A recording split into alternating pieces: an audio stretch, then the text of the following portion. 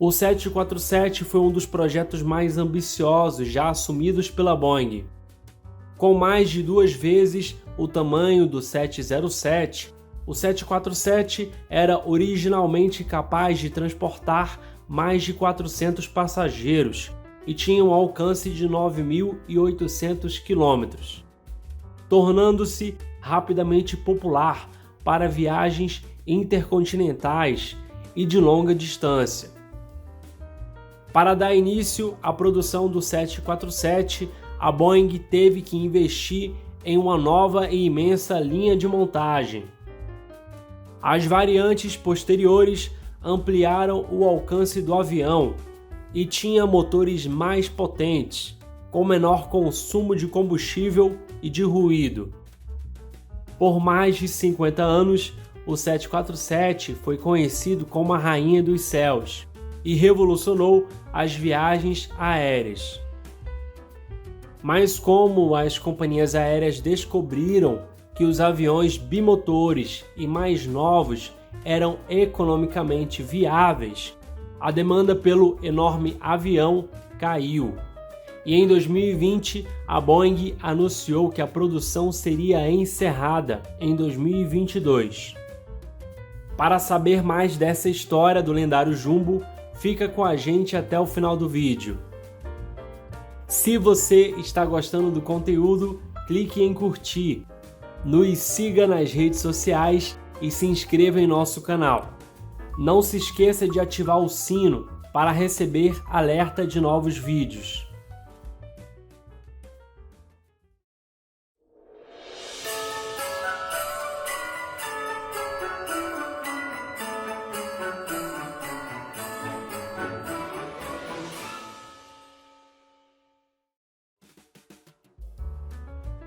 A Boeing entrou na era do jato em 1958, com o lançamento do Boeing 707. A Pan Am foi cliente lançadora em 17 de outubro de 1958. Outras companhias aéreas logo começaram a usar o 707, junto com outros aviões da mesma categoria, como o Douglas DC-8. Mas logo o 707 se tornou preferido para viagens de longa distância. Além do 707, as companhias queriam um avião menor para voos domésticos, então a Boeing começou a desenvolver o 727, que entrou em serviço em 1964. À medida que as viagens aéreas se popularizavam e o número de vendas de aviões crescia, o congestionamento nos aeroportos aumentavam constantemente. Para tentar agradar ainda mais os clientes, os engenheiros da Boeing tiveram a ideia de estender o 707 para levar mais passageiros que o original, mas logo decidiram que seria inviável. O presidente e fundador da Pan Am, Juan Trippe, sugeriu um novo avião à Boeing que fosse maior que o 707, tivesse 2 andares e pudesse transportar mais de 400 passageiros. Na época, a Pan Am era uma das principais clientes da Boeing. O CEO da Boeing, Bill Allen, soube da ideia e até telefonou para Trippe para perguntar se ele estava sonhando. Trippe, bastante confiante na sua ideia, disse que estava falando sério. Juan Trippe imaginou um avião de 2 andares e projetado para carregar carga pela parte frontal e de fácil acesso. O presidente da Pan Am e a Boeing acreditavam que o transporte supersônico iria ser popular e o 747 seria um plano B, sendo cada vez menos utilizado e servindo para a fácil conversão a cargueiro. Trippe pediu que a Boeing entregasse o projeto pronto em 3 anos. Isso significava que a Boeing teria que projetar o maior avião do mundo em um tempo muito curto e, em seguida, construir uma linha de montagem grande o suficiente para acomodá-lo, o que a Boeing não tinha. A tarefa parecia quase impossível, mas a empresa assumiu o risco. Em 1966, a Pan Am assinou um contrato de 550 milhões para 25 aviões. Na época, o pedido único mais caro já feito por uma companhia aérea. Nos anos 60, os engenheiros da Boeing estavam trabalhando no projeto do supersônico 2707, que era considerado prioridade. Mesmo com dificuldades, a companhia trabalhou simultaneamente nos dois projetos. A equipe de design ficou preocupada com o pedido do presidente da Pan Am para ter um avião de 2 andares, repleto de poltronas, pois isso limitava a capacidade de carga e dificultava o procedimento de evacuação em caso de emergência. Os regulamentos da FAA exigiam que todos os passageiros pudessem evacuar o avião em 90 segundos, e ter 2 andares tornava isso um pesadelo, especialmente com o andar superior tão alto do chão. A Boeing tentou convencer o presidente da Pan Am que seria melhor um avião de apenas 1 andar. Juan Trippe não aceitou e pediu que fosse construída maquetes para ele verificar. Depois de várias reuniões, todos concordaram que o avião com fuselagem larga e o único deck era o caminho a seguir. Uma característica distintiva que surgiu durante o projeto da versão de fuselagem larga foi a corcova no topo da fuselagem. Para atender ao requisito de carregamento da carga pela frente, a seção do nariz teria que ser articulada para levantar e sair do caminho.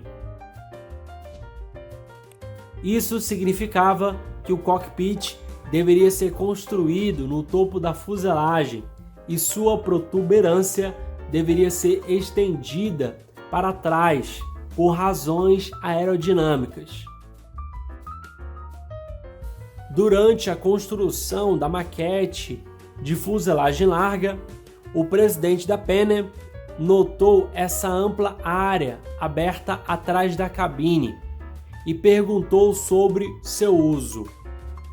Os engenheiros da Boeing apontaram que, como o 747 faria voos muito longos, a área poderia ser usada como descanso para as tripulações. Trippe anulou a ideia imediatamente e afirmou que queria aquele espaço para uso dos passageiros. Esta área tornou-se o bar e lounge, uma das características mais memoráveis do 747.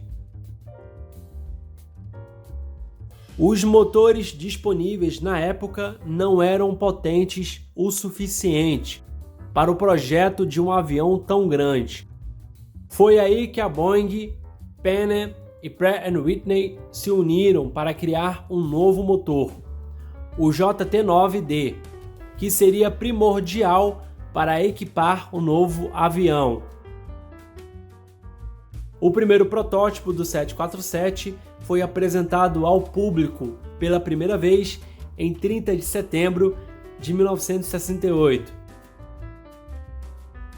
Quando as portas gigantes da fábrica da Boeing foram abertas, o avião apareceu e a multidão se emocionou. Com 70 metros de comprimento e 59 metros de envergadura, o 747 era muito maior do que qualquer avião que eles tinham visto antes. O primeiro voo do 747 foi em 9 de fevereiro de 1969 e sua certificação da FAA aconteceu em 30 de dezembro daquele ano. A companhia lançadora foi a Pan Am, em 22 de janeiro de 1970, na rota Nova York a Londres. Antes mesmo do 747 decolar, já havia problemas financeiros na Boeing, devido aos custos de desenvolvimento do 747 e também do modelo 737.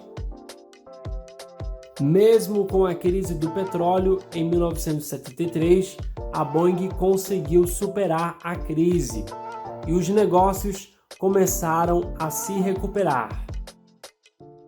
Muitos passageiros que voaram a bordo do 747 adoraram a experiência. O avião era muito mais espaçoso do que outros jatos, e algumas companhias aéreas aproveitaram o espaço disponível para customizar os aviões com bastante luxo. Os pilotos também gostaram do avião e acharam muito manobrável e fácil de pilotar. Os clientes da Boeing começaram a oferecer sugestões de mudanças que gostariam de ver no avião, às quais a Boeing respondeu com novas variantes. Em 1989, entrou em serviço a segunda geração, o 747-400, que era mais econômico e não necessitava do engenheiro de voo.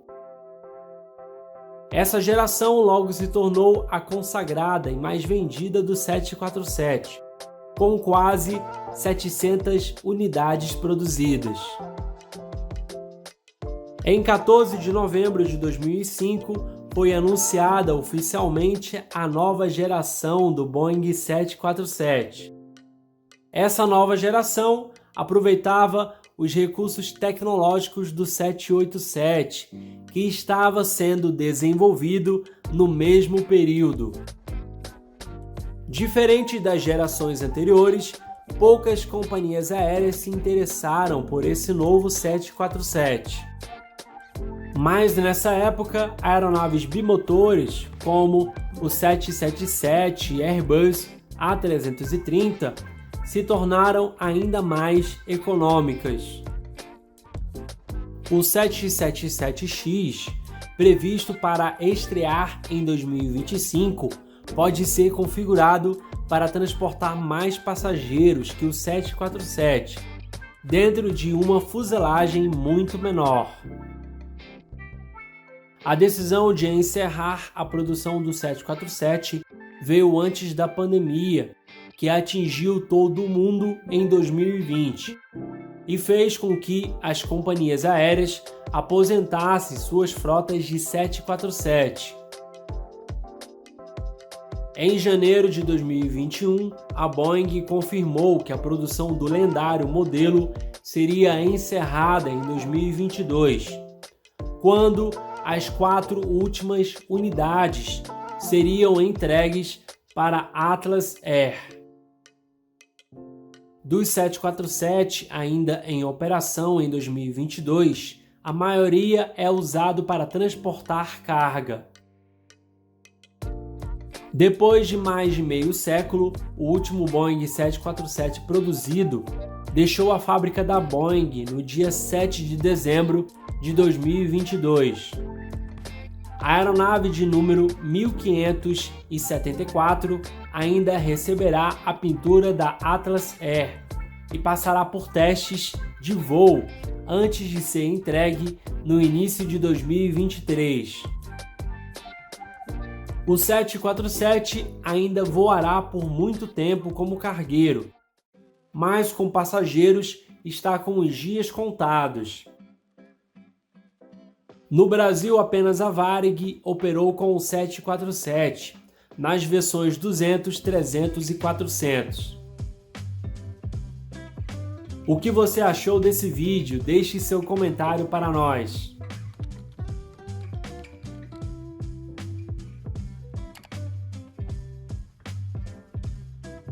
pedimos para que curta e se inscreva em nosso canal.